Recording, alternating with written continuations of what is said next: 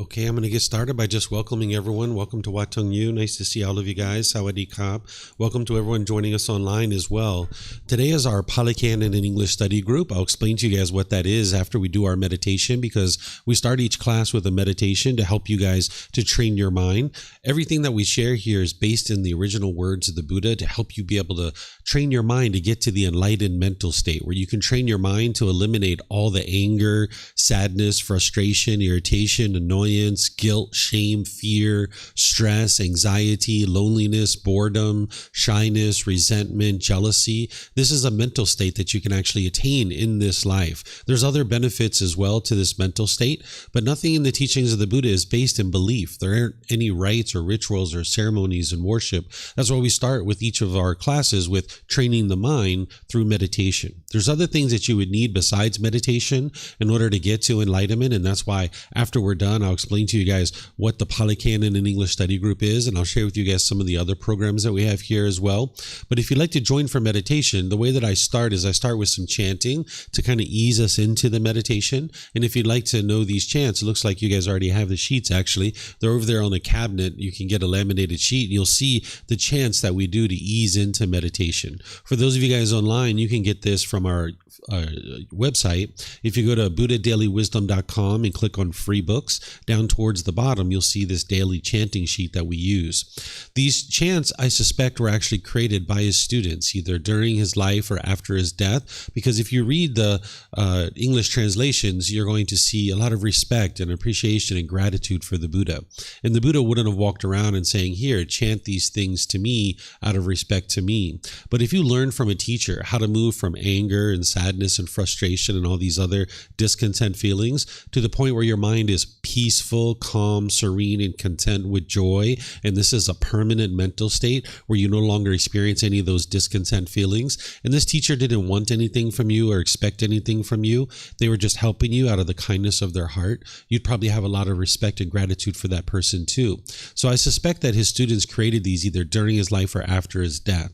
When we're chanting these, this isn't a rite, a ritual, or a ceremony or worship. It's not prayer or anything like that. During the lifetime of the Buddha, they used chanting as a way to ease the mind into that's what we're doing today. During the lifetime of the Buddha, they used chanting as a way to commit the teachings to memory. That every 2 weeks, his students would come together and they would recite his teachings word for word for word. And this is the way that they would remember his teachings. Nowadays, we chant in order to ease the mind into meditation and get more benefit out of the meditation itself, because it helps you to build awareness of your mind and awareness of the breath as you're easing down into the meditation. So it's important to understand there isn't anything mystical or magical going on with these chants. So if you'd like to chant along, you're more than welcome to. After the chanting, you're going to hear me provide some guidance where I'm going to be guiding you in the meditation. You hear me kind of instructing you while we're actually doing the meditation itself. Everyone here and all of us online will all be meditating together. And then after that, there's going to be a period of time where it's just quiet. And I'm just going to be, you'll hear nothing except for maybe some sounds in the environment. You might hear a bird chirping or a dog barking or a car going past. But all these things are impermanent. You can't be in an environment where it's permanently quiet. So if your mind doesn't crave permanent quietness, when you hear a sound, you won't be annoyed, you won't be frustrated. But if you crave this permanent silence, then when you hear a sound, you'll be frustrated or annoyed. So whenever you hear a sound or anything like this, you'll hear the guidance that I share. You just bring your mind back to the breath. And then we're going to come out of the meditation with some more chanting. And then that's where we'll start today's class. And then in terms of your position of the body for meditation, there's 4 positions that the Buddha taught. He taught seated, lying, standing, and walking position. And depending on what classes and courses and retreats you take, we teach you these different positions at different times. In fact, tomorrow, as part of our group learning program, I'm going to be teaching chapter 11 of our book, which is going to be all about meditation. I'm going to be teaching the 4 different types of meditation. I'll be teaching the different positions and all the ins and outs of meditation on tomorrow at 9 a.m. and 9 p.m. But in terms of helping you today with some body positioning, Oftentimes students are learning in the seated position. So I'll give you guys some guidance on the seated position. The things that I share with you, it's not required of you to sit in any particular way, because what's important is that you're actually comfortable.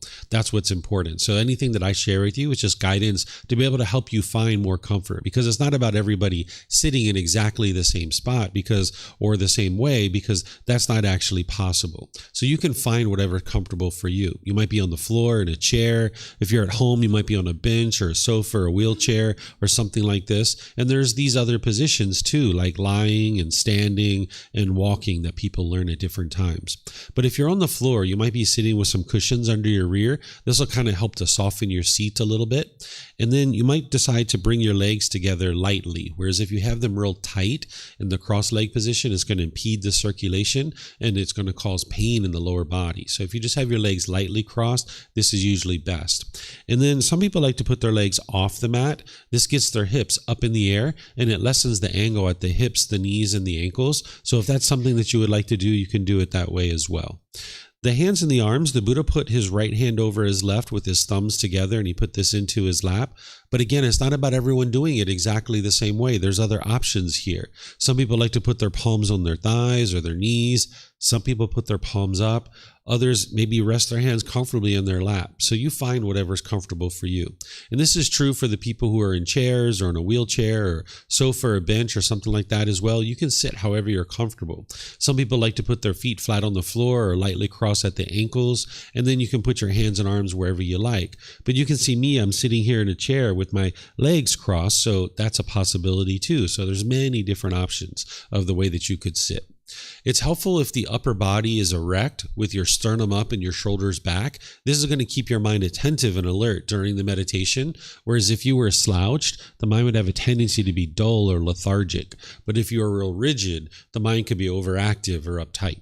So you like the upper body to be erect with the sternum up and the shoulders back, because it's going to keep the mind more attentive and alert during your meditation, because this is a dedicated, active, purposeful training session where you're eliminating certain unwholesome qualities from your mind and you're cultivating certain wholesome qualities in the mind. So you need your mind to be attentive and alert during this time so that you can actively and purposefully train the mind. It also helps you to breathe in through the nose and out through the nose, because your chest will be open and you can breathe more easily by having your sternum up and your shoulders back. So again, I'm going to chant to ease us into meditation, and you guys are welcome to join along if you like. Then I'll come back in with some guidance.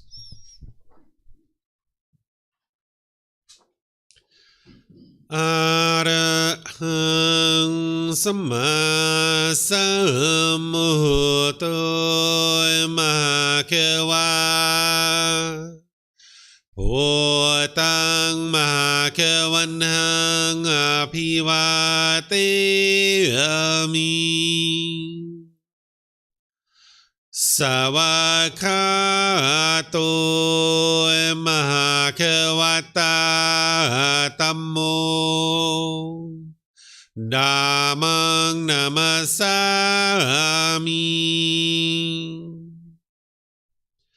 Supatipano Bhagavato Sāvaka Saṅkho Saṅghang Namami Namo Tassa Bhagavato Arahato Samma Sambuddhassa Namo Tassa Bhagavato Arahato Samma Sambuddhassa Namo Tassa Bhagavato Arahato Samma Sambuddhassa Iti piso Bhagava Arahang Samma สัมมุตโตวิชาจารนังสัมมุโนสกขาโตโรกาวิตุอนุเตโรปุริสานามาสติสตาตาวามนุสนังโอโตภาควาติ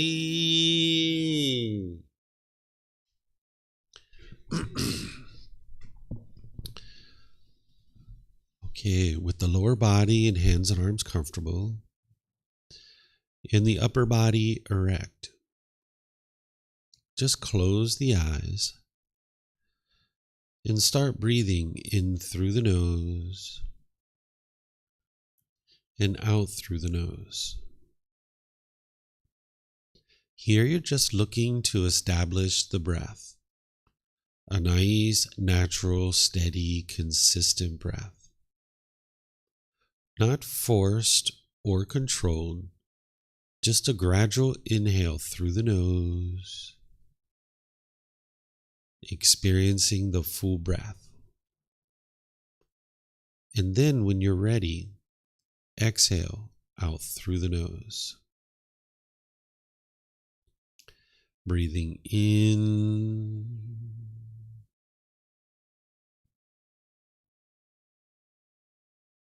and out.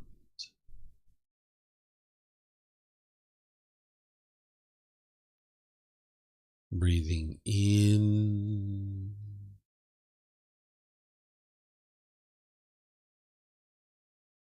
and out.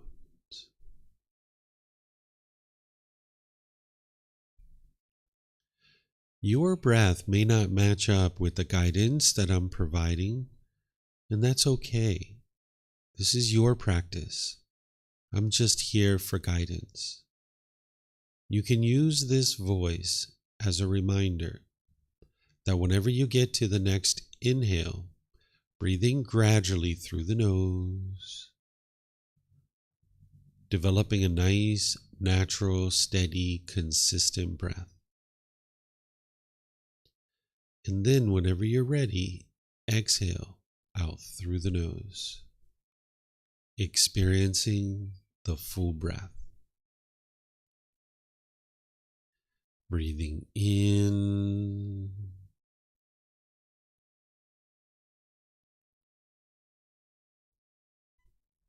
and out.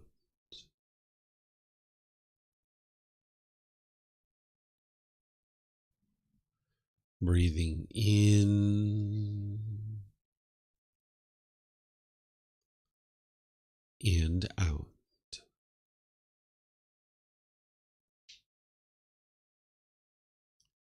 With the breath well established, start fixating the mind on the breath, either the sound of the breath coming into the nose or the sensation of air moving over the skin into the nose. The breath is the present moment. Fixate the mind on the breath, the present moment. Breathing in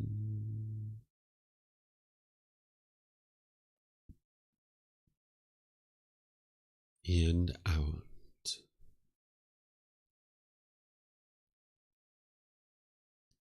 Breathing in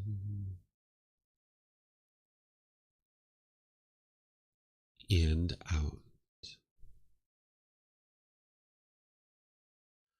With the mind fixated on the breath, whenever you notice that it moves off the breath, cut that off, let it go, and come back to the breath, the present moment. No need to observe the thought, label it, judge it, analyze it, or even try to figure out where it's coming from. Whenever you notice that the mind is moved off the breath, cut that off, let it go, and come back to the breath, the present moment. Breathing in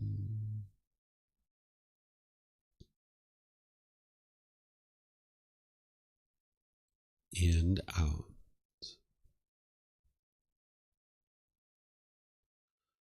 Breathing in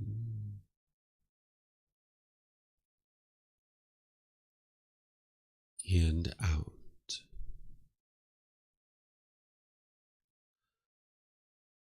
I'm going to be quiet now and let you do this work of focusing on the breath, cutting off and letting go anytime the mind moves off the breath.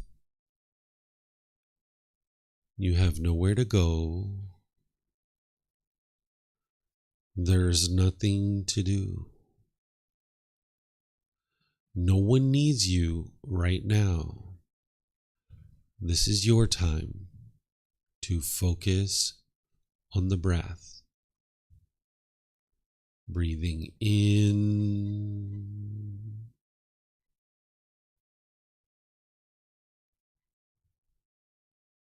and out.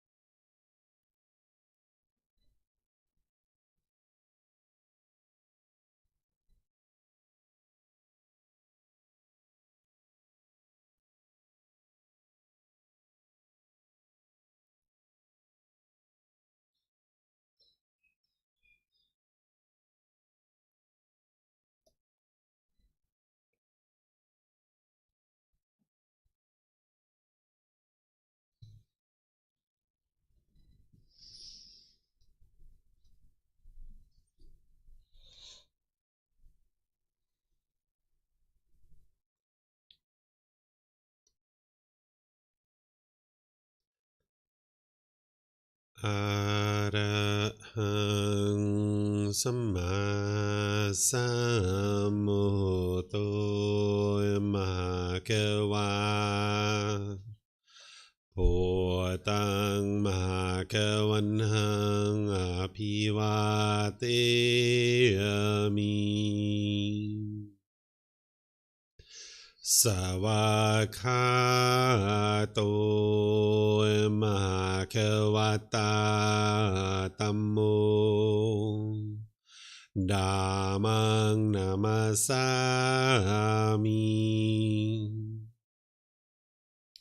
Supatipano Bhagavato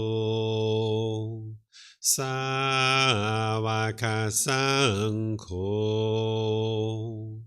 Sanghang Namami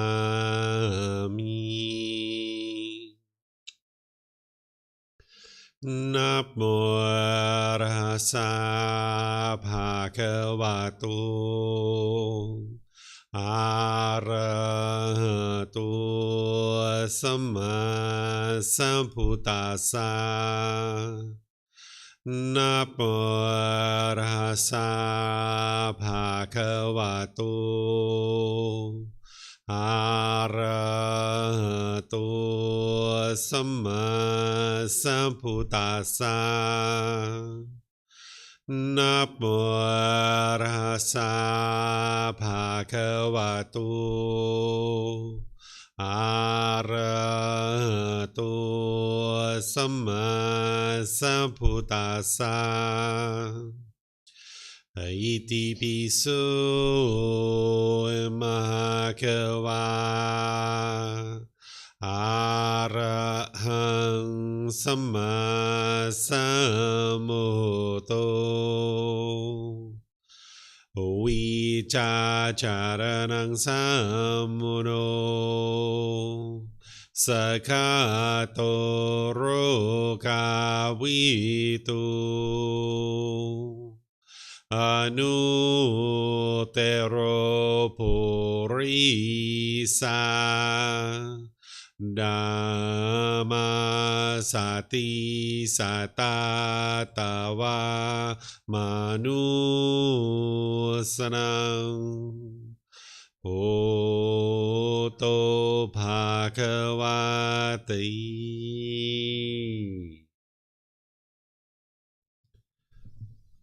If you guys would like to slowly make your way out of meditation, once again, welcome to everyone. Nice to see all of you guys here this morning. Welcome to Wat Tung. Welcome to everyone joining us online as well. This is called breathing mindfulness meditation, what we just did, and this is helping to train your mind to eliminate what's called craving, desire, attachment, the longing, the yearning, the wanting things to be a certain way. That the goal of this meditation isn't to eliminate your thoughts. The goal is actually to notice them sooner and sooner and to cut them off and let them go easier and easier. Because the way that the unenlightened mind works is that if you get what you want, if you get what you expect, if you get what you're longing, yearning for, you will get happy. You'll get pleasant feelings like happiness, excitement, elation, thrill, exhilaration, euphoria. But if your mind doesn't get what it wants or what it expects, what it's longing, yearning for, you'll get angry, you'll get frustrated, you'll get irritated or annoyed. And because you live in an impermanent world, you can't permanently get what you want. So as long as this craving and longing, yearning, as long as the mind is forming its inner feelings on whether you get this thing or not, you're going to experience anger and sadness and frustration for the rest of your life. But you can actually train your mind not to do that, where it doesn't form its inner feelings based on some condition. Oftentimes, with the lack of wisdom, people think the feelings that they're experiencing is based on somebody else. You might think your mom or dad are making you angry, or your brothers and sisters are annoying you, or maybe your coworkers or your neighbors are irritating or frustrating you. But in reality, it's actually coming from your own mind, and this is the reason why you can eliminate it, where you can get to the point where your mind's peaceful, calm, serene, and content with joy, permanently, where you no longer experience any anger or sadness or frustration. You can get to the point where your mind is focused, you have concentration, clarity, and deep memory. You'll notice that your personal and professional relationships are really blossoming because you're not being bitter and harsh and hostile any longer. If you're being bitter and harsh and hostile in your relationships, all of that's going to just come back to you, so you can actually train your mind to have harmonious relationships with everybody around you. You can even get to the point where you're not even in a bad mood anymore because you've uprooted the causes and conditions that are producing the bad mood. The Buddha discovered these individual pollutions that are in the mind, and you can actually train the mind to eliminate these. And when you do, that's where the peace and the joy comes into the mind, and it starts performing optimally. So what we do here at this temple is that we help people to learn the original teachings of the Buddha based on his original words. Depending on what you've been exposed to, you might actually not be learning with the original words of the Buddha. And it's important to learn the true teachings of the Buddha, because when you understand his true teachings and you actually implement them in your life, you can see a drastic transformation to the condition of your mind in your life. The way you do this is through learning, examining, and investigating his teachings. You're not believing them. You're learning, examining, and investigating them. You're then reflecting on them to be able to independently verify whether they're true or they're false. And then you're practicing his teachings. You're integrating them into your life and training your mind and uprooting these pollutions out of the mind. So we have different programs here that help students to be able to learn the path to enlightenment. In fact, this afternoon at 1 p.m., I'm going to be teaching an introduction to the teachings of the Buddha, which is a great place for people to start. It's just a 3-hour course where you're going to be learning about the teachings of the Buddha from a high level, but then we're going to penetrate into his very first teaching called the Four Noble Truths, which is going to explain to you the problem in your mind, the cause of it, the elimination of it, and the path forward. And I'm going to teach it to you in a way that you can independently verify it, where you're not believing his teachings. The teachings of the Buddha aren't about believing a bunch of things and then hoping something good happens when you die. Instead, it's about getting to a peaceful and joyful life now. And this is one of the beauties about his teachings, is that as you're learning and practicing now in this life, you can see the improvements to the condition of your mind and your life happening in this life, so that you'll know you're headed in the right direction. Whereas if you're just believing a bunch of things, you don't necessarily know whether that's true or false. Maybe somebody convinced you to believe something, or maybe you convinced yourself to believe something. And if you're not going to know until death whether or not what you're believing is true or false or not, that's too late at that point. So the teachings of the Buddha are based on you cultivating wisdom and understanding what's called the natural laws of existence. The natural laws are functioning and are affecting all of us, whether we're aware of them or not.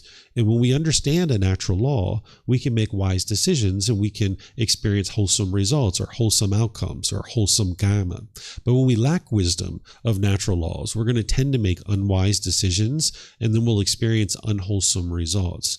There's multiple natural laws that the Buddha is teaching in order to be able to help you cultivate this wisdom and navigate the world more peacefully. Because when you don't understand the natural laws, you'll struggle and you'll have difficulties. That's what the stress and anxiety is. That's what the guilt and the shame and the fear and the anger. This is a mind that is living in a world that it doesn't understand. So it's having struggles and difficulties, but you can escape all of this through cultivating wisdom about the natural laws. And now when you understand the natural laws and the way the world truly functions, you'll be able to navigate the world more peacefully. You can see this to be true if you look at the natural law of gravity. This natural law of gravity was affecting all of us, whether we're aware of it or not. When we were growing up, we experienced the effects of the natural law of gravity, and we struggled. We had difficulties. We were 2 years old, 3 years old, so forth and so on. We fell down. We hit our head. We bumped our elbows. We broke our toys. We cried and cried and cried because we were making unwise decisions about this natural law because we didn't understand it. We had a lack of wisdom. But slowly but surely, we gained wisdom of this natural law of gravity. And as we did, we started making wiser and wiser decisions. And that's where we started experiencing more and more wholesome outcomes. We learned to tie our shoes a bit tighter. We learned to look at the surface of the sidewalk as we were walking. We stopped being so giddy and bouncing around like little kids all the time. And now we got to the point where we can climb ladders, we can ride bicycles, we can get on airplanes, and we can fly all over the place, right? Because we fully awoke to the wisdom of the natural law of gravity. And that took us until we were about 10, 12, 14 years old world so that we had fully awoke. It was gradual training, gradual practice, and gradual progress. And the teachings of the Buddha are the same way. You're awakening to these natural laws through gradual training, gradual practice, and gradual progress. One of the main natural laws that you're awakening to is something called the natural law of Kamma, or some people refer to it as karma. The word Kamma is a Pali word, and if this translated to just one English word, I would use that because it would be much easier for everybody. But since it doesn't translate to just one English word, I need to introduce you to it and help you understand what it is. It's this cause and effect, or this action and result, that whenever you make a decision, either wise or unwise, it's going to produce either wholesome Kamma, or wholesome results, or unwholesome Kamma, or unwholesome results. And with a lack of wisdom of this natural law, we're going to tend to make unwise decisions, and that's going to lead to unwholesome results. And when you experience unwholesome results in your life, what the mind does with its lack of wisdom is it will tend to blame that on other people. It will think the unwholesome things that you're experiencing in life is coming from other people, some external thing. And as long as you do this, you're not going to actually be able to cultivate wisdom and transform your life because you have no ability to change other people. So what the Buddha's teachings are doing is he's empowering you to be able to see the natural laws so that now you can navigate the world peacefully and you can make decisions that are going to produce wholesome results in your life.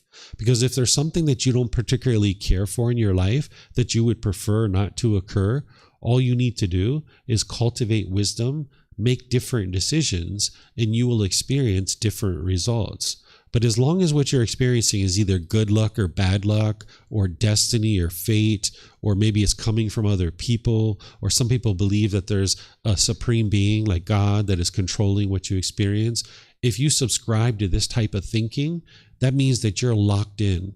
There's nothing you can do to change anything about your life. Because if it's good luck or bad luck, you can't change that. Or if it's destiny or fate, you can't change that. Or if it's other people that are causing things in your life, you can't change that. Or if it's God that's controlling your life, you can't change that.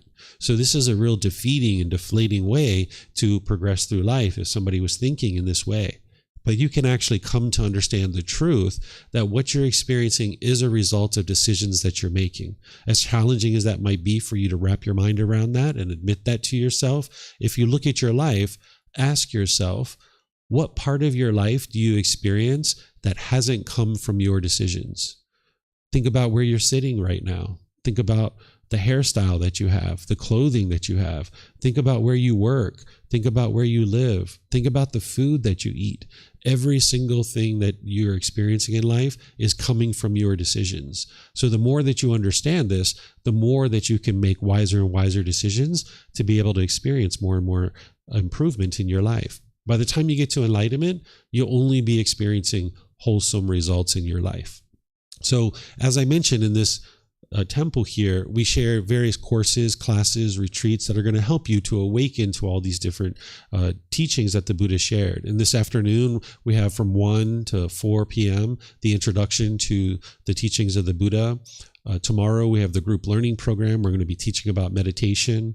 On Monday, we have a 5-day course, which is called Foundation in the Path to Enlightenment, where you can learn from 9 a.m. until 3 p.m. all the foundational teachings that you need to be able to get started on the path to enlightenment. And all of these things are available to you at no cost, whether it's the books, the audiobooks, the videos, the podcasts, the classes, courses, retreats, even personal guidance that I share. Sometimes students come and they meet with me, and you can receive all this guidance at no cost. So the best place for people to start is in those types of programs, like the introduction to the teachings of the Buddha this afternoon, or the group learning program, which is tomorrow, or the Foundation in the Path to Enlightenment course. What we do is we use this book. It's the first book of our book series. Is called Developing a Life Practice, The Path That Leads to Enlightenment. And this is a book that you can get access to by downloading it for free, by taking it and go printing it. You can get printed versions here by just reimbursing us for the printing cost, or you can order it on Amazon if you'd like. And this is the book that a lot of people start with to help you really get started on the path to enlightenment. And then as students learn all the basic foundational teachings, they will tend to move into a program like this, where each Saturday morning at 9 a.m. and 9 p.m., we go through volumes 2 through 13. And this is using the words of the Buddha. And today we're actually in volume 6. It's titled The Natural Law of Kamma. That's why I was giving you guys a little bit of background on the natural law of Kamma, because the way that we teach all of our other programs is more like a traditional style of learning, where I'll be teaching for 15, 20, 30 minutes, and then I open up for any questions that you guys have. Then I'll teach another 15, 20, 30 minutes, open up for questions that you guys have. But in this particular program, we do it a little bit differently. It's more of like a study group, where we study the original words of the Buddha. That in all these books, we have the original words of the Buddha translated into English, that you can learn them, examine them, and investigate them. You can reflect on them to independently verify whether they're true or they're false, and then you can practice them, integrating them into your life. So in this particular book, it's all about the natural law of Kamma. Though we could really say all the teachings of the Buddha in one way or another about the natural laws of existence and the natural law of Kamma, because the Buddha is teaching you how to awaken to these natural laws. But the way that we do this program is I invite students here at the temple, or anybody who's joining us through Zoom, to volunteer to read a particular chapter. And these chapters are actually quite short. You can see this one's not even a page long. And this is volume 6, chapter 31 of our book series. After a student reads this, then I will share some teachings on that. Then I will open up to any questions that you guys have. So it's more of like a study group versus the way I do other classes. If this is your first time learning or your first time here, you're surely going to learn something about the teachings of the Buddha. You're going to learn more than you know when you first came in. But just understand, this isn't where someone typically will start in their journey. They will typically start in one of the other programs where it's more like a traditional style of learning. If you would like to volunteer to read, or if you had questions and you're here at the temple, all you need to do is come get a microphone here in front of the camera. There's a white bowl. And if you get a microphone and take it back to your seat, you can press the gray button on it, and there's some lights that will light up. And then you can hold that up to your chin, and then we'll be able to hear you here at the temple, and they'll be able to hear you online as well. If you speak here without a microphone, they wouldn't be able to hear you online. And then when you're done, if you could just turn that off so we don't get any feedback from the microphone, that would be great. And you can keep these microphones with you, because you might have more than one question, or someone around you might have a question, and you can share the microphones. And then for those of you guys online, if you have questions, you can put those into Facebook, YouTube, or Zoom in the comment section. I'll be able to see that. Or if you're in Zoom, you can electronically raise your hand in order to volunteer to read or ask questions, and then just unmute your microphone, and we'll be able to hear you here at the temple, and they'll be able to hear you throughout our live stream. So is there anyone who would like to volunteer to read this first chapter? Yeah, Liz, please.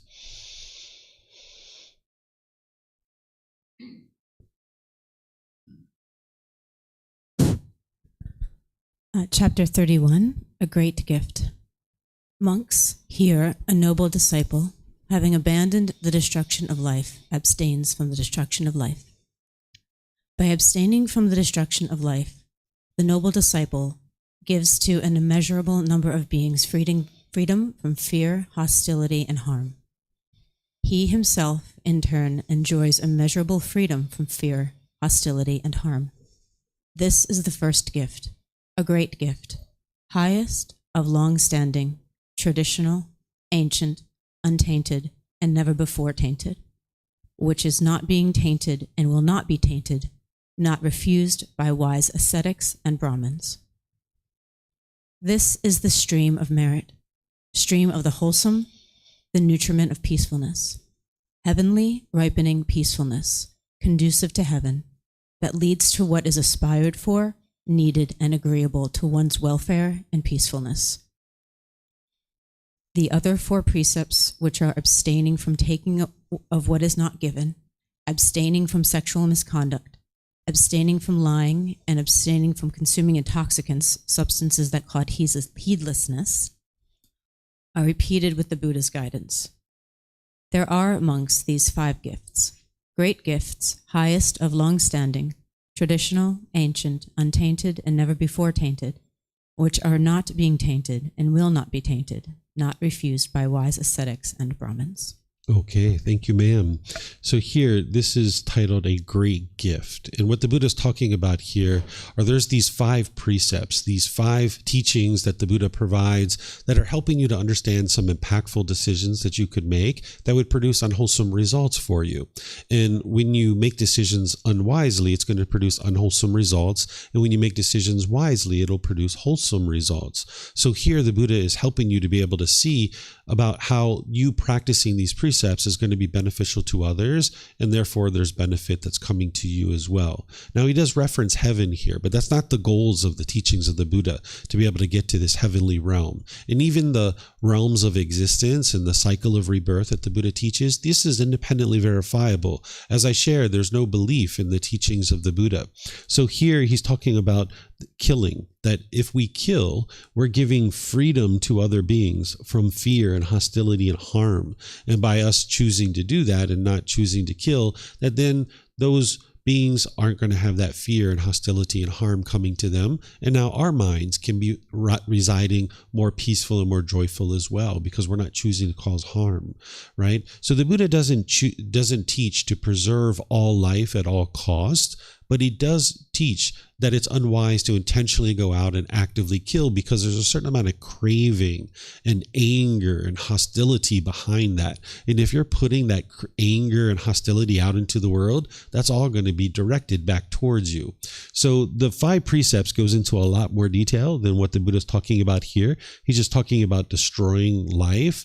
But he actually talks about living compassionately for the welfare of living beings when you see the 5 precepts. He doesn't teach to preserve all life at all costs. That's like black and white. He doesn't teach rules or commandments. That's not the way that the Buddha teaches. He's helping you to be able to see this cause and effect, or this action and result, the results of your decisions. So we can see that whenever we kill a living being, we've caused harm. And now this harm comes back to us. And maybe we might feel guilty or shameful or fearful. That's what's coming back to us as a result of us choosing to kill. So if we live compassionately, that means having concern for the misfortune of others. If we live that way towards other beings, then our intentions, our speech, and our actions will be more loving and kind towards others. And now this is what we'll see coming back to us in our relationships with other beings. And then the Buddha also teaches about not stealing, having sexual misconduct, lying, intoxicants. He actually explains these in details within the 5 precepts. And you can understand the reason why is that whenever we're doing these things, we're causing harm to others, and harm will come back to us. This isn't rules. This isn't commandments. And even though he's talking here about this heavenly realm, the goal isn't to do a whole bunch of good things now in order to live this afterlife that is so wonderful. But when you're learning and practicing the teachings of the Buddha, getting closer and closer to enlightenment, if you fall short of enlightenment for any reason, there's the potential that an individual could be reborn into the heavenly realm. But the heavenly realm is not a permanent existence. You can look around the world and see that everything around you is constantly changing. It is impermanent. This is a universal truth, that nothing that you can see, hear, smell, taste, that comes in contact with the body, any thoughts or ideas that go through the mind, these are all impermanent, meaning they are not permanent. So you can see that's the way the world is constructed. So same thing with the heavenly realm and all these other realms, they're not permanent existences. So the goal isn't to do a bunch of good things now and then live this afterlife where you're permanently in heaven. This isn't actually possible because the heavenly realm isn't actually permanent. But if someone practices the 5 precepts and they practice them closely and some other teachings as well, and they fell short of enlightenment, there's the potential that they could be reborn in the heavenly realm. But those beings are still in the cycle of rebirth, and they still need to get to enlightenment and escape out of the cycle of rebirth. So the Buddha is just helping you to be able to see that there's this great gift that you can give to other beings by choosing not to kill, not to steal, not to have sexual misconduct, not to lie, and not to take substances that cause heedlessness, because that's going to be causing less and less harm to others, which is a great gift to them. But it's also a gift to yourself, because now your mind's not going to be feeling that guilt and shame and fear and the other things that the Buddha is mentioning here. So do you guys have any questions on this particular chapter? Let me know if you guys have questions.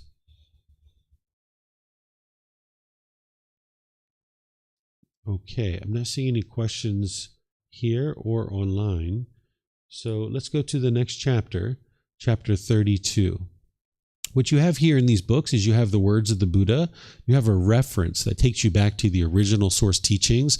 The teachings of the Buddha are in 45 large volumes that are about this thick. It's called the Pali Canon, and it's in the original text is in Pali language, but we've translated it into English. So this is the reference back to that original text. And then you've got words from me, a dedicated practitioner and teacher who's helping you to be able to understand how to integrate this into your life and get benefit out of it. Because the words of the Buddha are very clear, very concise, and very precise. They don't need to be interpreted. You can understand them quite readily, but it does help to have a dedicated practitioner and teacher guiding you on the path to enlightenment, because there's certain teachings that the Buddha shares that are connected to other teachings as well, and it's helpful for you to know what those other teachings are. So these are my words to be able to help you here. So this next one is titled, One is Reborn Through One's Deeds. Would someone like to read this one? Pat? Sure. One is reborn through one's deeds. Monks, beings are the owners of their Kamma, the heirs of their Kamma. They have Kamma as their origin, Kamma as their relative, Kamma as their resort.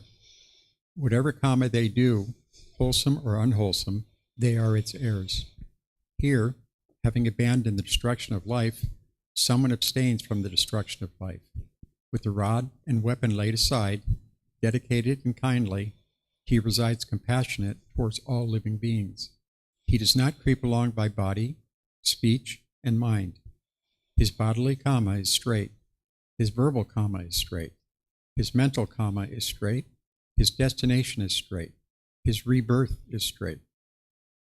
But for one with the straight destination and rebirth, I say, there is one of two destinations, either the exclusively pleasant heavens or influential families such as those of affluent Kshatriyas, affluent Brahmins, or affluent householders, families that are rich with great wealth and property, abundant gold and silver, abundant treasures and belongings, abundant wealth and grain. Thus, a being is reborn from a being. One is reborn through one's deeds. When one has been reborn, contacts affect one. It is in this way, I say, that beings are the heirs of their Kamma. The Tathagata spoke of abandoning, of taking what is not given, and abandoning of sexual misconduct, with discourses similar to that of abandoning taking life. He also spoke of the fourfold wholesome conduct of speech and the threefold wholesome conduct of mind in the same way. Thank you. Okay, thank you, sir.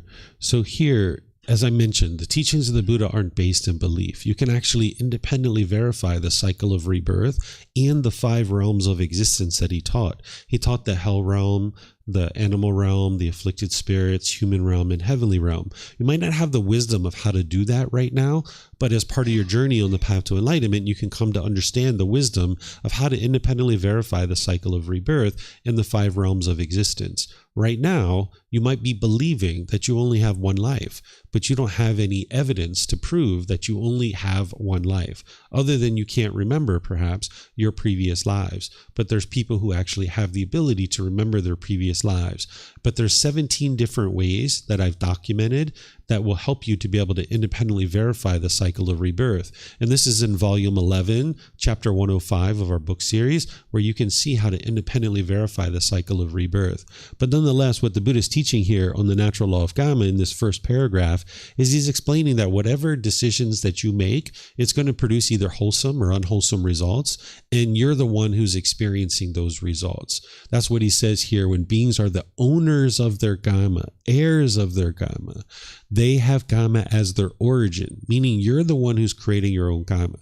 Nobody else can create it for you. Sometimes we're in discussions with friends, and maybe prior to learning these teachings, you might have been like, oh, don't rub your bad Kamma off on me. Well, it's not actually possible for somebody to rub off their wholesome or unwholesome Kamma on you. It's your decisions that are leading to any particular result. It's not other people's decisions that are leading to any particular result. So that's what he's helping you to be able to see in this first paragraph. And then he goes on to talk some more about these 5 precepts, but he's actually focusing on the first 3, which is the bodily actions of destruction of life, of stealing and sexual misconduct. And here he's talking about that if someone doesn't kill, they don't creep along by body, speech, and mind. What he means by that is like hiding the things that you do. There's probably certain things that you do that you're not interested in other people realizing or knowing that you do, and you might try to hide that. That's creeping, that an individual isn't interested in other people knowing the things that they do, because maybe inside your mind, you know that those things are unwise and you're not interested in other people finding out about them. So an individual might creep along through body, speech, and mind, meaning hiding the things, the actions that they're doing based on body, speech, and mind. But if you're practicing these teachings and you know the wisdom of these teachings and you know you're making wise decisions, then you have no interest to hide what it is that you're sharing. You have no problem with people knowing all the decisions that you make and why you make them, because you know you're making wise decisions and you're not going to creep or hide certain things that you're choosing to do. And then because of that, the Buddha says that your Kamma is straight. What he means by that is that it's cleaned up, that you're making and producing wholesome Kamma. And because of that, if somebody is actually reborn, which isn't the goal of these teachings to be reborn, but if someone is reborn, then they're going to be reborn in an improved destination. So here, this improved destination that he's talking about is being reborn in the human realm among affluent families. And the reason why this is actually helpful for an individual, because if you're reborn into a family that has better wealth or better resources, that's less obstacles that you have in that next life to be able to make your way towards enlightenment. Whereas if you don't have to worry about where your food's coming from or where your clothing's coming from or things like this, then you can spend time to train your mind and get some enlightenment and do meditation and things like this. Whereas if you have to just worry about where your next meal's coming from, you're not going to have the time and the ability to dedicate to something like training your mind to get to enlightenment. So being reborn in a family that has resources easily available to them would actually be quite helpful for somebody. So that's what he's talking about here, is that this destination is straight, being reborn among families that have this abundance. If somebody is actually practicing in such a way that they're not causing harm through killing, stealing, or sexual misconduct. And then here he talks about when a being is reborn, they are affected by contact, or contacts affect one. What he's talking about here is that when you experience contact through your 6 sense bases, this is going to affect you. Because if you have craving, desire, attachment in your mind, where you want things to be a certain way, when you have agreeable contact, you'll get happy and excited. But when you have disagreeable contact, you'll get frustrated and irritated or annoyed because of your craving in your mind. I'll give you an example. Let's say you're in a car at a stoplight and somebody pulls up to you with some music that you really like, you have a craving for, and you get so excited when you hear that agreeable sound through your ear. You might be dancing in your seat and getting so excited with this music. But now you pull up to the next traffic light and somebody else pulls up to you with some different music that is disagreeable to you. Well, now you hear that disagreeable sound in your ear, and now you're frustrated, you're angry, and you're irritated. And you might even think it's that person who's causing you to do that. But it's not. It's your own craving. Your mind is experiencing contact through the ears that the mind, because of its craving, its longing, yearning, it sees this sound as being disagreeable. And now that's when those painful feelings are arising. And now when you experience this, you'll be frustrated or agitated or annoyed. This is called sensual desire. So that's what he's saying, that contact affects one. When you have craving, desire, attachment, your mind wants permanently agreeable contact through the eyes, the ears, the nose, the tongue, the body, and the mind itself. But you live in an impermanent world. You're not going to be able to experience permanently agreeable contact. You could be walking down the street and you see a child holding its parent's hand and you think, oh, that's so beautiful. Look at that 3-year-old child just learning how to walk. They're holding their parent's hand. That's so beautiful. That's so lovely. And you might get so excited about that. Right? But now when you turn the corner and you look down the street, you might see a parent slap their child across the face. Oh my goodness. this might be disagreeable to the mind, right? We're not talking about what's wise or unwise here, because in my opinion, it would be unwise to hit anybody, especially a child. But we can't control what other people do. All we can do is control our own mind. So you will experience contact coming through the eyes, ears, the nose, the tongue, the body, and the mind itself that you consider to be either agreeable or disagreeable. And if every time you experience this, you get pleasant feelings when you see things agreeable, and you get painful feelings when you see things disagreeable, that means your mind's going to go up and down, up and down, up and down. But you can get to this point where you're just always joyful, you're always peaceful, where you understand that you're not going to be able to see things that are permanently agreeable, and you've trained your mind not to form inner feelings based on what you're seeing externally, that you don't allow these external things to cause issues for you internally within your mind, where you can have unconditioned happiness, where you're not happy because the parent slapped their child. You're happy despite that. You see that, and you might choose for yourself that you wouldn't slap a child, but this person has chosen to do that. And now you don't need to form any kind of feelings about that. Anger and frustration and agitation isn't going to help you in this situation. It's not going to produce anything beneficial. So your mind doesn't need to be angry or frustrated at that.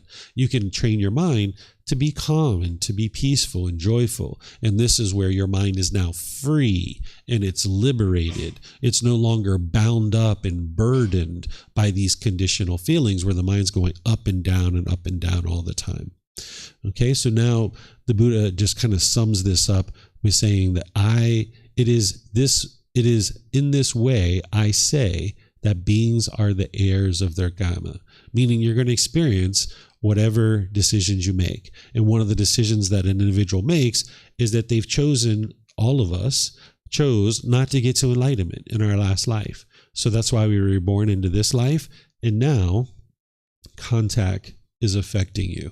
That when you experience contact through your sense bases, your mind's either going to experience pleasant feelings or painful feelings. But you can train your mind to get to the point where it's just always cheerful, it's always bright, it's always radiant, it's always uplifted by getting rid of this longing, yearning, and craving for permanence, realizing that you live in an impermanent world. Do you guys have any questions on this discourse? For those of you guys online, remember you can put that into Facebook, YouTube, or Zoom, or you can raise your hand in Zoom and ask any questions that you like. No questions? Okay. So let's see. We have some more here. This is chapter 33. Is there someone who would like to read this one? Yeah, true. Go ahead, sir. This one's kind of like the opposite of what we were just reading.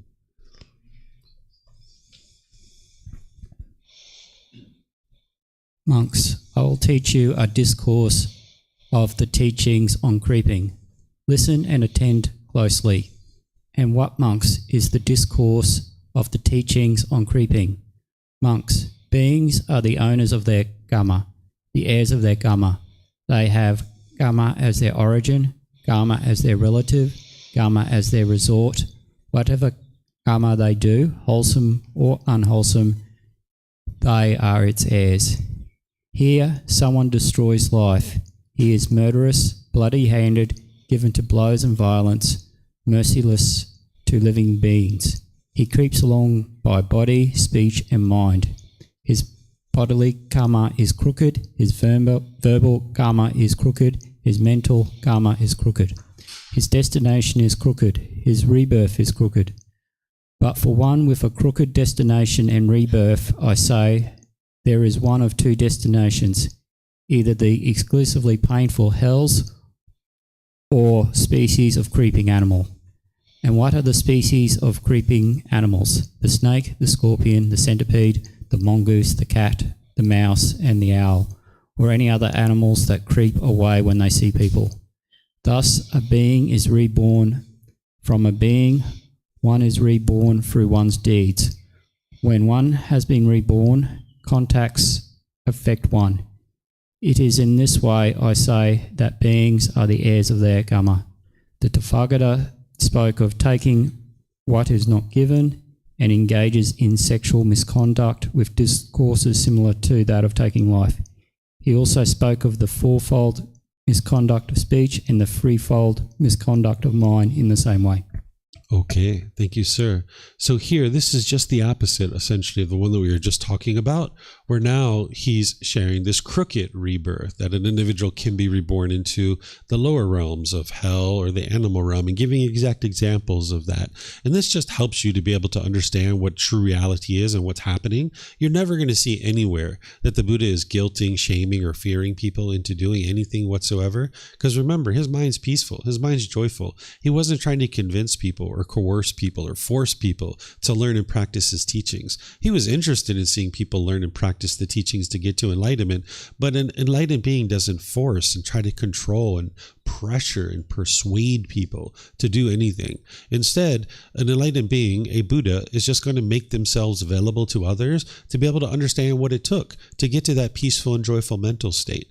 If you're tired of being angry and sad and frustrated, if you're tired of broken relationships and experiencing the difficulties and struggles in the world, that's what the teachings of the Buddha are here for. They're here to help you. But each individual person needs to choose that that's what they would like to do, that they would like to get rid of their anger and their frustration and their broken relationships and the hostility and the bitterness. And when somebody's ready to get rid of that, the teachings of the Buddha are here for you. So here, he's just helping you to be able to see that if an individual makes unwise decisions about their moral conduct, that it does lead to this rebirth in these other realms. And it's not something you have to worry about. It's not something you have to be fearful about or anything like that. But just understand that is the case, because if we're making all kinds of unwise decisions in this life, we're essentially, if we're doing things like murdering, which is what the Buddha is talking about here, or stealing or sexual misconduct, this is what hell beings and animals do. So we need to go there in order to burn off that Kamma. That if we're wanting to have lots of different sex with lots of different people, well, that's what they do in the animal realm. And that's where beings go in order to burn off that Kamma and be able to do that. And now through fulfilling it, an individual extinguishes that. So here in the human realm, the human mind in the unenlightened state functions very much like an animal. We are not animals. We're human beings. We're very different than an animal. We have a different consciousness than an animal. But the unenlightened human mind oftentimes functions very much like an animal. And this is why some people think that human beings are animals, but we're not. We're human beings. And what this path to enlightenment is it's becoming a better and better human being. It's cultivating the mind. It's cultivating wisdom. It's making wiser and wiser decisions. It's essentially like an evolution of our species. Just like a lizard or a snake or some other animal can evolve to becoming a better and better species, the human species can do the same thing. We've been evolving ever since the beginning of time. At one time, when humanity first came into the world, we couldn't even speak. We didn't even have intelligent conversation. We would just moan and groan and grunt at each other, right? We didn't have clothing. We didn't have the ability to do the things that we do today. So we have been evolving in terms of our comfort in the world, but we need to evolve our mind as well, where we can cultivate more and more wisdom about the world around us and function like better and better human beings so that we're not causing harm to others. And that's what the path to enlightenment is about training the mind to become a better and better human being, cultivation of wisdom of the mind, and now not causing harm to others. And as you do that, you'll see that harm isn't coming back to you. But as long as an individual doesn't understand these natural laws, you'll be out there in the world thinking you have all the best intentions in the world, and maybe speaking in certain ways and functioning in certain ways, but then that'll just blow up on you. If you ever gone into a conversation with all the best intentions in the world and it just blew up on you and you're like, what happened?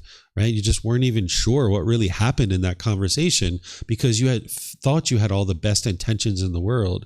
But if you didn't understand the natural laws around intention and speech and things like this, you might have entered into that conversation with what you thought were the best intentions. But because you weren't practicing the natural laws, it really blew up on you. And now the relationship really struggled perhaps, or maybe it ended from that point forward. So the teachings of the Buddha are here for anyone who's interested in learning how to cultivate wisdom to become essentially a better and better human being and functioning in the world in a wiser and wiser way so that you can be peaceful and joyful, not causing harm to others. And the Buddha here is just pointing out that for individuals who don't do that, there are these results that an individual can be reborn into the lower realms. But again, it's not something you need to fear or worry about, but instead just understand that that is the truth about what is truly happening.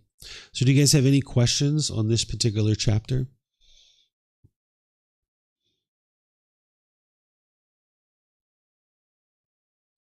Okay, I don't see any questions anywhere. Let's see what the next one is. All right. Would someone like to read this one? Sure, please. This is a very rare discourse where you're going to see the Buddha relating specific things to a particular outcome. This is very rare to see the Buddha do this.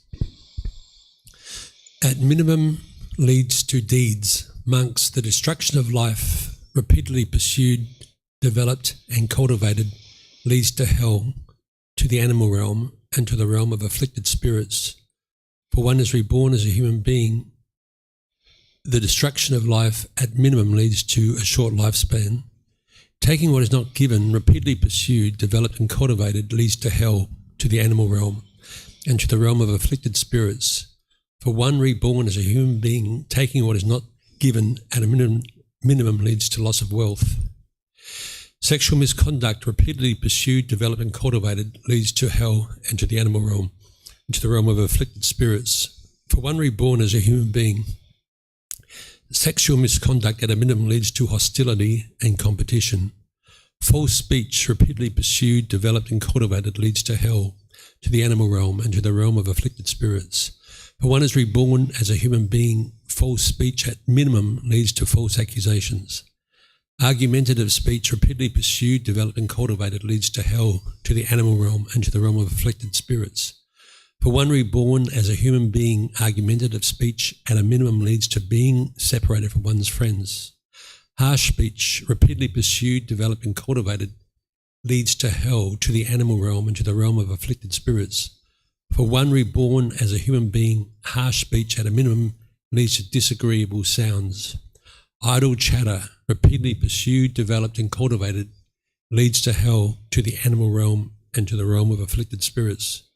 For one reborn as a human being, idle chatter at a minimum leads to others distrusting one's words.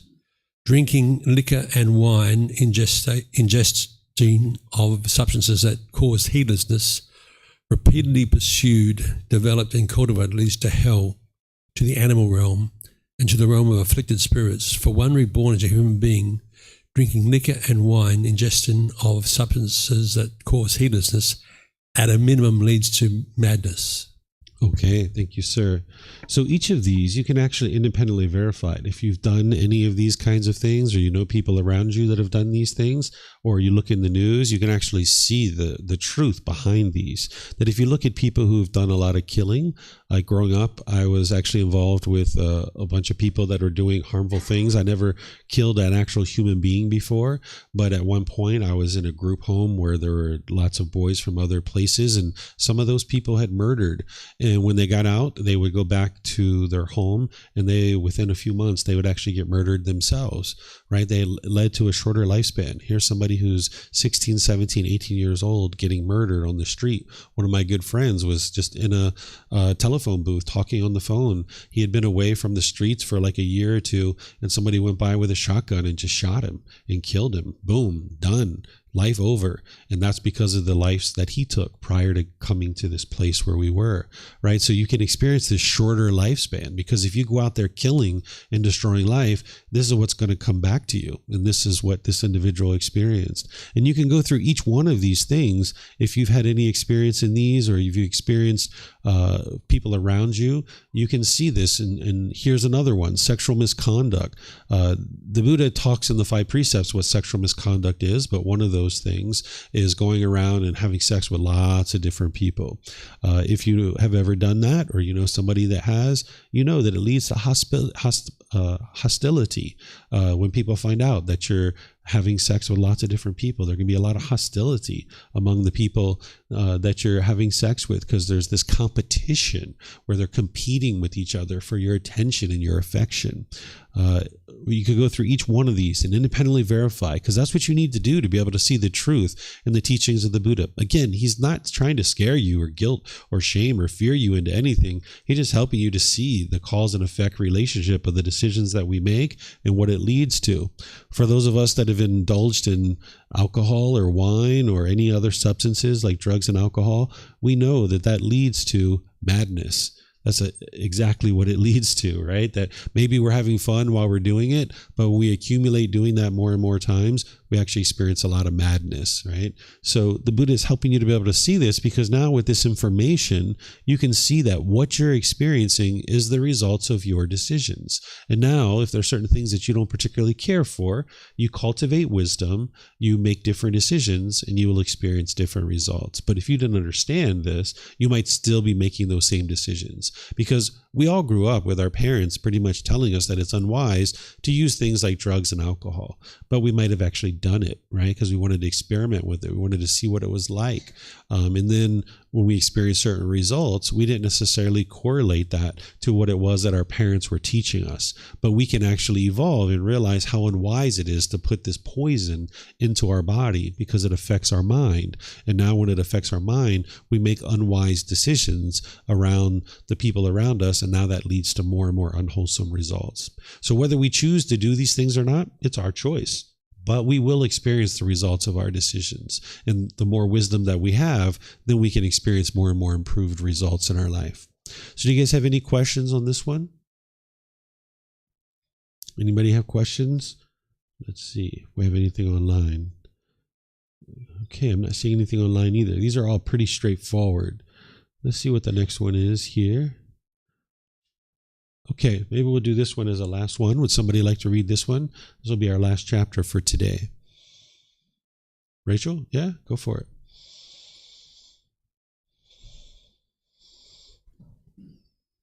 Indebtedness is discontentedness in the world. Poverty is called discontentedness in the world. So too is getting into debt. A poor person who becomes indebted is troubled while enjoying himself. Then they prosecute him, and he also incurs imprisonment. This imprisonment is indeed discontentedness, for one yearning for gain and sensual pleasures. Just so in the noble one's discipline, one in whom confidence is lacking, who sees no danger in wrongdoing and brash, heaps up a mass of evil, unwholesome Kamma. Having engaged in misconduct by body, speech, and mind, he forms the wish, may no one find out about me. He twists around with his body, twists around by speech or mind. He piles up his evil, unwholesome deeds, in one way or another, repeatedly. This unwise evildoer, knowing his own misdeeds, is a poor person who falls into debt, troubled while enjoying himself. His thoughts then prosecute him. Painful mental states born of remorse follow him wherever he goes, whether in the village or the forest. This unwise evildoer, knowing his own misdeeds, goes to a certain animal realm or is even bound in hell. This indeed is the discontentedness of bondage. Okay, thank you, ma'am. So here, this first part, what the Buddha is talking about is how going into debt is discontentedness. If you've ever been in any kind of significant debt, you've seen the stress and anxiety that that's producing in the mind, knowing that you owe somebody money, and now you have to go out into the world and work and work and work and work in order to pay off this debt. What the Buddha is saying here is this is like an individual who's enjoying himself, that they're troubled, but yet they're enjoying themselves. He says it, where is it at? I forget where it's at. I'm sure we guys, where do we see it? It's up here somewhere. Let's see. People who are called, poverty is called discontentedness in the world. So too is getting into debt. A poor person who becomes indebted is troubled while enjoying himself, right? So you're enjoying this thing that you bought, but you're going into debt. So like, let's just say you go out and you buy new jewelry, new clothes, new car, new house, going into deeper and deeper and deeper debt. And now you're enjoying all that stuff, but you're actually troubled with the stress and the anxiety because of it, right? So the Buddha is helping you to be able to see that it's unwise to go into this kind of significant debt like this, because it's just going to produce stress and anxiety in your mind. If you've ever been in a lot of debt, or if you're currently in a lot of debt, you can see that for yourself. But if you get to the point where you can pay that off, you can be free, where you don't owe anybody any money. And now this will help create a lot more freedom within your own mind. And then the Buddha talks about this individual who's lacking confidence. Lacking confidence, what he's talking about here is lacking confidence in the natural laws and him as a teacher in these teachings themselves. Because if someone who's lacking confidence, then they don't see any danger in the wrongdoing, in their unwise decisions. And now making those unwise decisions, they heap up this massive amount of unwholesome karma, or unwholesome results, because they're just out in the world making all these unwise decisions. And now, having engaged in this bodily, verbal, and mental misconduct, now this person is worried. May no one find out about me and all the unwise things that one is doing. Well, now he's talking about the body, the mind, and the speech. An individual's twisting, meaning trying to hide what it is that they're actually doing. But now this person who knows that they've done things that are unwise, now their thoughts basically invade them. That his thoughts then prosecute him. Painful mental states born of remorse follow him wherever he goes, whether in a village or a forest. So you might know that. If you've gone out into the world and done unwise things at different times, when you go around other places, your thoughts invade you. When you're laying at home in bed, or if you're on the sofa, you might be worried or thinking about all those unwise things that you did. This is because of the choices that you've made. Whereas if you went out into the world and you made lots of wise choices based on the natural law of Kamma, you wouldn't have any worries or any struggles, because when you come home at night, you know you didn't cause any harm to anybody, nothing for you to worry about. But if you're out in the world with the lack of wisdom of these natural laws and you're causing all this harm, you might come home at your end of your day and you might be really worried, and you might have your thoughts invading you. Even when you're on vacation, or you're out sleeping in a tent somewhere, or you're sitting on a train, transportation, on a public bus or something like this, you're just sitting there quietly by yourself, and your thoughts start invading you about all these unwise things that you've done. So you can overcome all of this by cultivation of wisdom, by cultivating the mind and training the mind so that you don't have to experience these kinds of things. And then once again, he talks about this rebirth, because that's part of what an individual would experience. So do you guys have any questions on this one? Chapter 35, indebtedness is discontentedness in the world. Essentially, going into debt causes the stress and anxiety, because the mind's craving for all these products, all these things to be enjoyable, but yet you don't have the money to pay it off.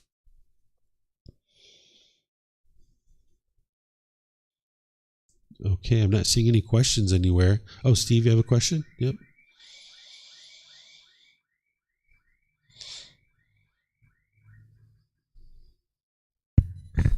Oh, thank you, David. Yeah, that's a very accurate description of a sort of a vicious circle one can get into. But so is it also referring to indebtedness in terms of like doing things now that and yet I'm producing a debt of unwholesome karma? Mm-hmm. Is it also the concept of indebtedness? Yeah, that's another aspect of it, that you're out there in the world with the lack of wisdom, you're making all these unwise decisions, you're stacking up all this unwholesome karma, and now you got to burn that off at some point. You got to eliminate that either in this life, the next life, or some future life, and you're going to deeper and deeper into this stacking up of unwholesome karma. Yep. Yes, ma'am. Mm-hmm. Okay, thank you a lot. I'm a little confused about the sentence. In someone who lacks confidence, he sees no danger in what he's doing. Could you explain that?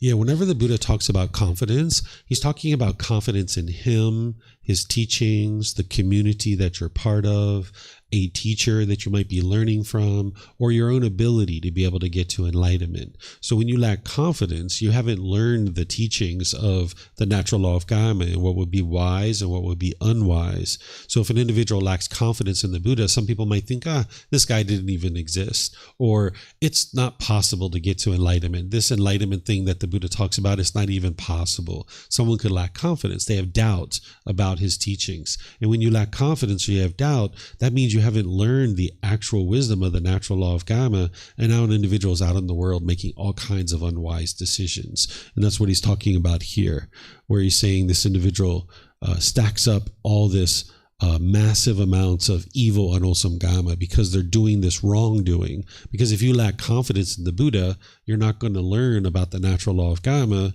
which means you have this unknowing of true reality, or this lack of wisdom, this misunderstanding. You're now out in the world doing all these unwise things, and it's going to produce unwholesome results for you, and you don't even realize it. And it starts with lacking confidence in the Buddha, because if you lack confidence in him, you're not going to be learning the natural laws to be able to then make wise decisions. Okay. Yes, sir. More? Yep. Your mic's coming back to you. Here comes your Kamma. You shared it with her, so it's being shared with you.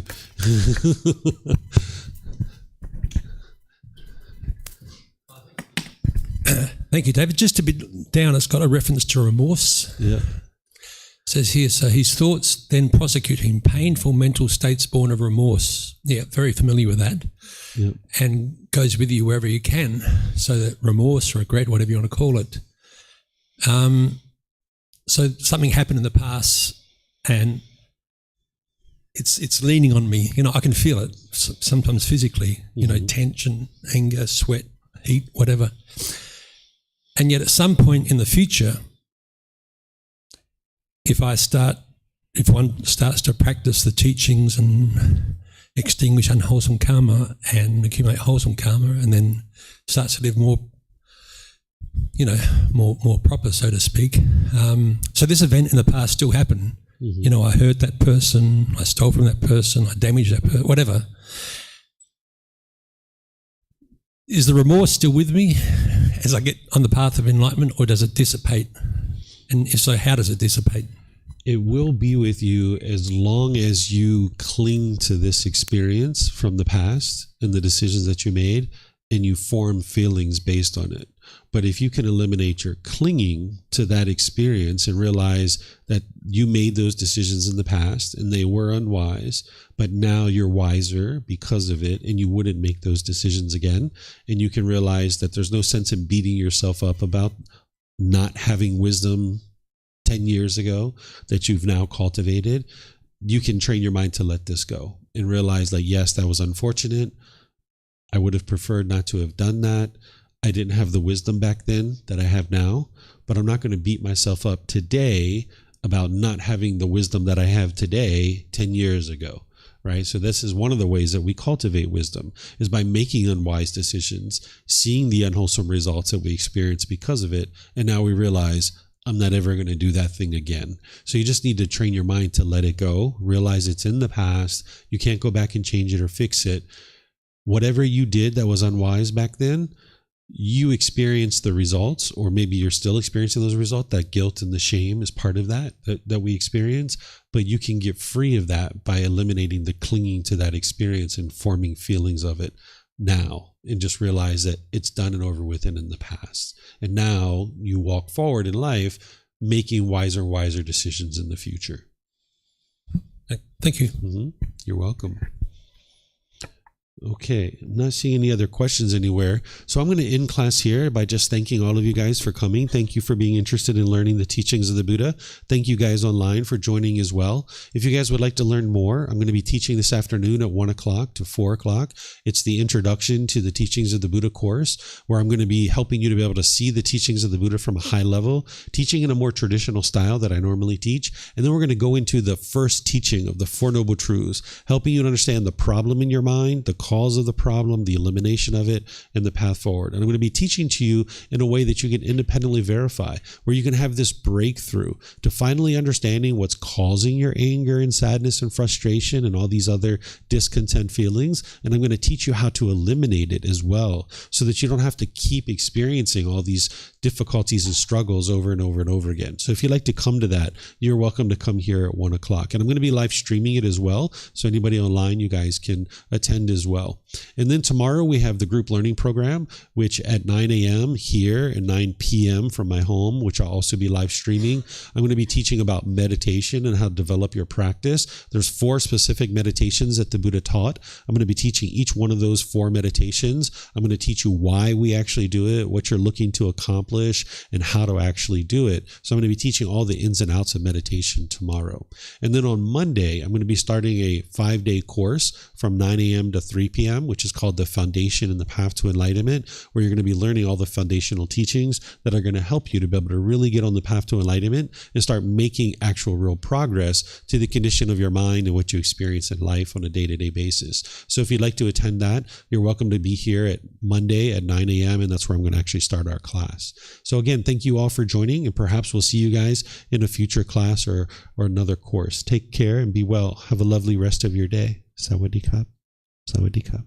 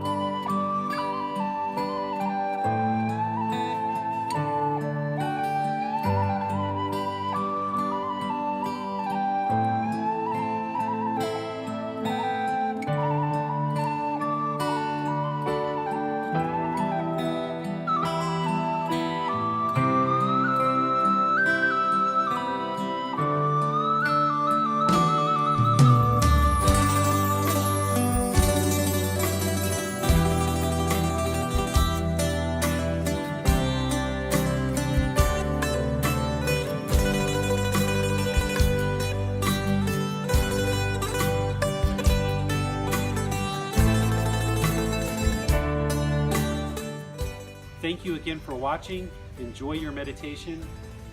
Look forward to seeing you online and answering any questions that you might have. Thank you so much.